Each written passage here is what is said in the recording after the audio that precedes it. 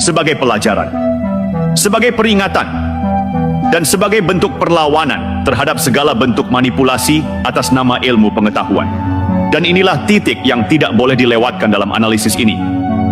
Permintaan maaf Sofyan Effendi tidak otomatis menghapus kerusakan yang telah ditimbulkan. Ini bukan soal pribadi semata. Ini soal nama baik seorang mantan Presiden Republik Indonesia. Ini soal legitimasi institusi pendidikan sekelas Universitas Gadjah Mada. Ini soal akal sehat publik yang dipermainkan oleh opini yang tidak punya dasar hukum maupun etika. Sofyan mungkin merasa telah menutup bab dengan satu kalimat permintaan maaf.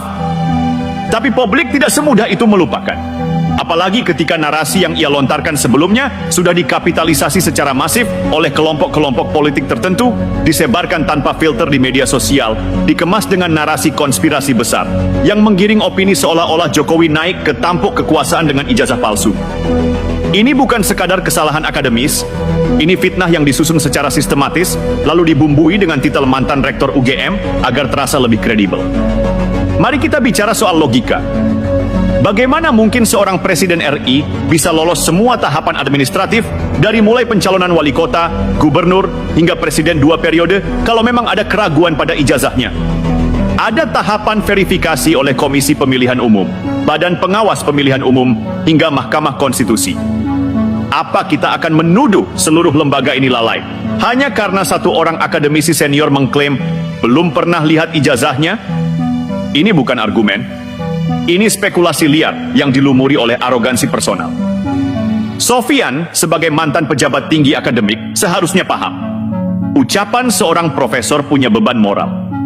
Bukan sembarang opini, bukan bisik-bisik warung kopi. Apalagi ia bicara bukan sebagai rakyat biasa, tapi membawa nama besar UGM yang seharusnya jadi mercusuar akal sehat, bukan corong teori konspirasi. Dan ketika pimpinan UGM dan keluarga besar kampus itu mendorongnya untuk menarik ucapannya, itu sinyal yang sangat jelas bahwa narasi yang ia bangun tidak berdasar dan tidak mewakili institusi akademik. Bahkan Rektor UGM saat ini secara resmi menyatakan bahwa dokumen ijazah Jokowi lengkap dan sah. Lalu apa lagi yang mau diperdebatkan?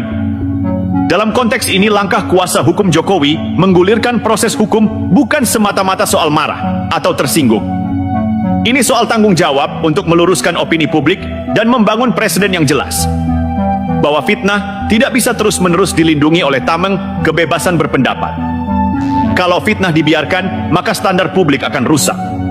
Masyarakat akan mulai percaya bahwa asal bunyi pun sah-sah saja. Bahwa menyerang karakter orang lain tanpa bukti dianggap sebagai hak. Bahwa membunuh reputasi bisa dilakukan asal punya mikrofon. Ini berbahaya. Ini bukan sekadar soal Jokowi. Ini soal budaya berpikir kita sebagai bangsa. Jadi pertanyaannya sekarang, apa yang harus kita pelajari dari kegaduhan ini? Pertama, bahwa figur publik, apalagi akademisi, wajib menjaga integritas pernyataannya. Tidak bisa asal lontar wacana lalu cuci tangan setelah melihat dampaknya. Apalagi ketika narasi itu menjadi bensin bagi mesin politik yang selama ini memang hobi menyebar ketidakpercayaan terhadap pemerintah.